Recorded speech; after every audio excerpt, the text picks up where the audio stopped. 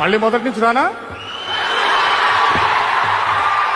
ఏమంటివి మానవ జాతి నీచమా? ఎంత మాట!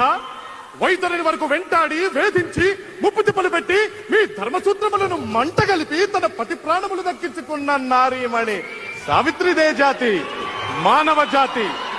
తన భక్తితో సాక్షాత్ పరమశివుడనే ప్రత్యక్షము గావించి మీ పాసమును సైతం గడ్డిపోచగా నుంచి ప్రాణహరులైన మిమ్ములనే ప్రాణభయంతో పరుగులెత్తిచ్చిన పసివాడు మార్కండేయుడిదే జాతి, మా నవజాతి.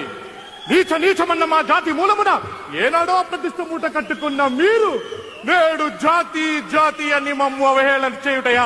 ఎంత వివేకం, ఎంత జ్ఞానం, ఎంత కుసంస్కారము!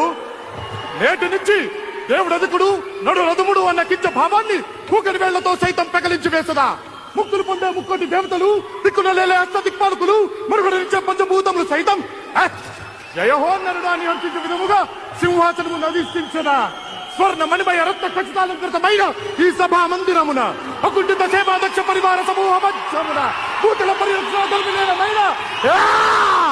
ఈ రౌరవమున సర్వదా శతదా సహస్రదా పాప పంకిలమైన కుల మత జాతి కూపములు సమూలముగా శాశ్వతముగా ప్రక్షాళన గావించారా?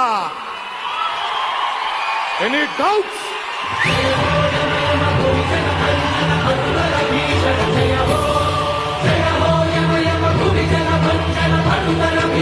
జయ హో